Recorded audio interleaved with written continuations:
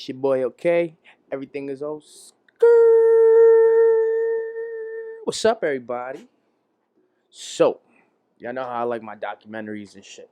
Yo, B, I just saw The Last Narc on Amazon Prime, which is so ironic because, like, I only use Amazon Prime to, like, go shopping and, you get the discount or you get it faster, whatever, it takes care of the shipping, whatever the case may be.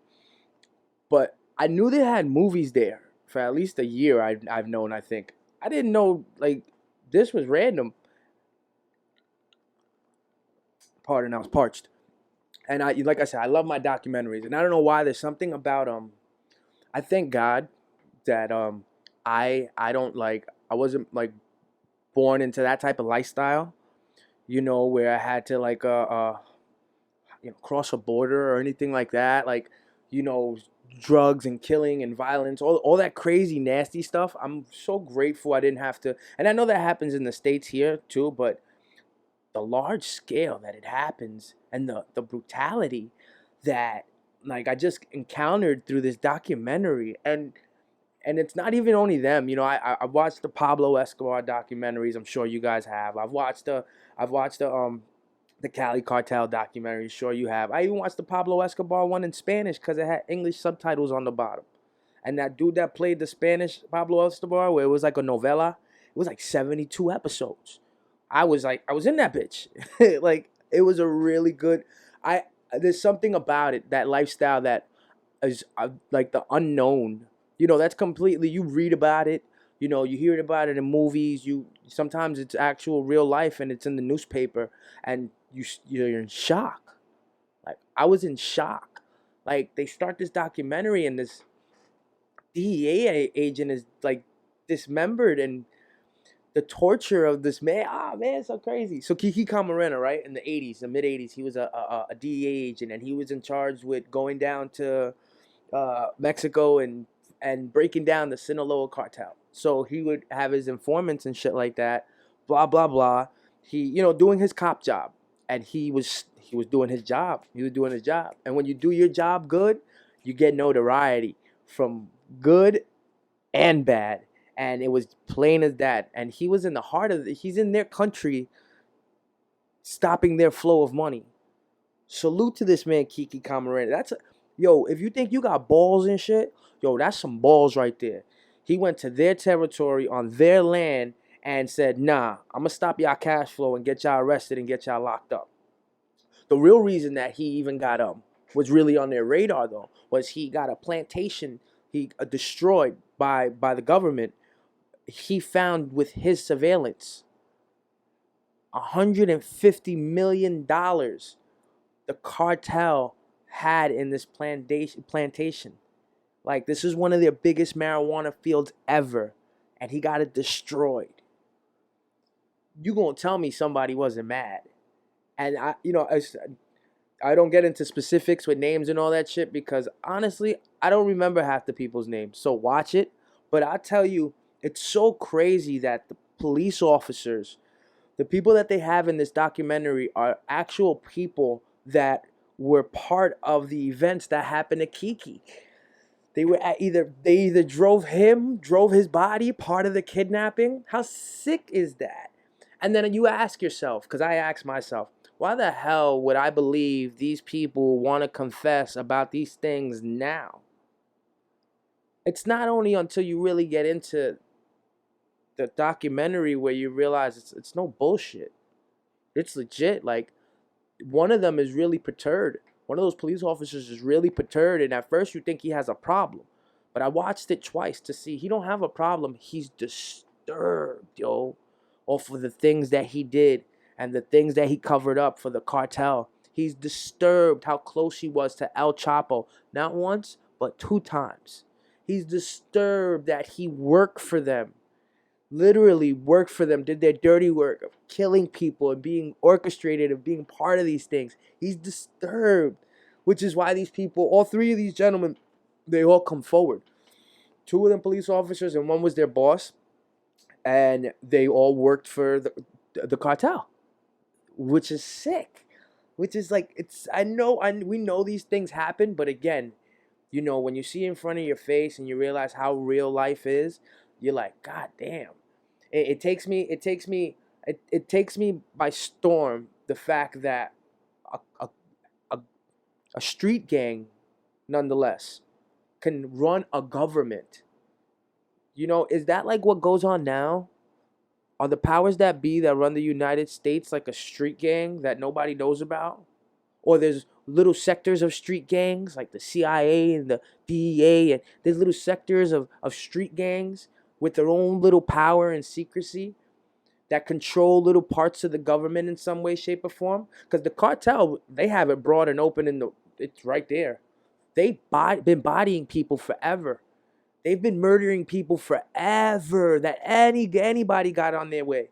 They in this documentary they murdered seven I think they were like tourists because they were all white, and it was right after the plantation field got burnt down. So anybody that was white was automatically a DEA agent, and they murdered them. They tortured them.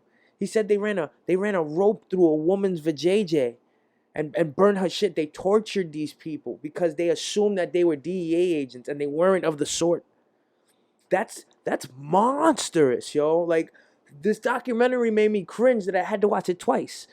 Like, I don't know what it is. It is really sad, and it's really frightening, and I don't mean to laugh because I know people in, like, what is that, like, near the border, Arkansas and like New Mexico, like Albuquerque. I know those towns near the border, even like parts of California. Like, I know they're really, really troublesome for some people to live sometimes because this war is going on with drugs. This war is going on with a bigger thing that nobody is aware of.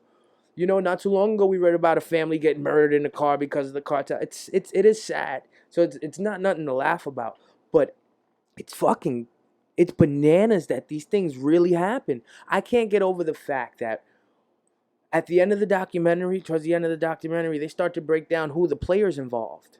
And the Iran-Contra thing comes up with Reagan and all that. And we supplied to get he brokered a deal. Reagan brokered a deal in order to get our hostages back. He brokered a deal with Iran to give them guns. You don't break deals with terrorists. That's why that's a whole thing. Now, in this documentary, our government, there was a secret government agency of the CIA that were paid to, like, infiltrate the cartel, but these motherfuckers, half of them were on their payrolls. So it's sick that this guy is doing his job, doing all he was doing was doing his job. And he knew what risk he was taking. He knew what risk he was taking to the point where one of the officers that took him, when they kidnapped him at 12 noon. He said his wife said he called saying, would you like to do a lunch or a dinner? That he's getting out at noon. So he gets kidnapped. And when he got kidnapped and said, the Comandante wants to talk to you, he didn't even fight or fuss. I said, okay. It's like he knew. He knew he was playing with fire. But he knew also it was his job. There must be some thrill that comes with a job like that, along with, I would assume, trying to do the right thing and protect our country. I would assume he was a Marine. I would more than assume that man Kiki Camarena knew what it was to protect our country. But there must be a part of your heart that has a thrill in it. Like, wow, I'm doing this. Yeah, the person that narrates the whole story was a person that was in charge to investigate it 2 years after it. And he investigated it so well. Hector's his first name. His last name, believe me. He investigated it so well. He figured out too many players in the system, and the government made him shut it down. He investigated it so well that he found out exactly what happened. These assholes kept tape recordings when they tortured this poor man. And yo, I fucking light it. I light a cigarette for that shit. Yo, they pulled out his teeth. They sodomized him. Sodomizing is when you stick something in somebody's fucking ass. They broke his jaw. He had multiple contusions all over his head. Burn marks. They were burning him. Yo, people are evil, man. People are evil. And I don't know if halfway I'm like weird. I'm weird or weirded out by it, because on one end, it's like, yeah, I get skeevy, but on the other end, I'm interested by it. interested to see, like, you know how you think things are bad somewhere, or things can be bad, or damn, there was a shooting the other night, or nah, bro, we got people dismembering people all together. And then what makes it even sicker, and what makes it even sadder, and what makes the whole kit and caboodle like come together in such a bad particular way is our government was part of it. Our government was clearly on paper part of it. There's paperwork stating, well, there's a whole bunch of stuff in this documentary that clearly, and the guy even says at the end, yo, if they're gonna kill me, they kill me now. That officer working the case lost his son because he worked so hard. His son, dad don't love me, and his son offed himself. You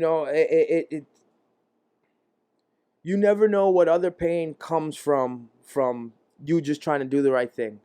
You never know what other pain you're causing in somebody's life. And I guess that's why this officer, along with those other three scumbags, because I can't call them officers, even if they're confessing the truth, one of those guys, you can see how disturbed he is. Like I said, you can see, tu madre, fucking the fuck out. Like you could see the things that he did caught up to him.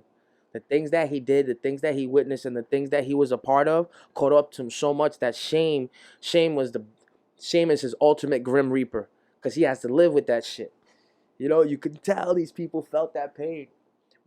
What's scarier are the evil people that never feel that pain. It's just like another job done to them. And I think that's what this documentary really, really, really showed me.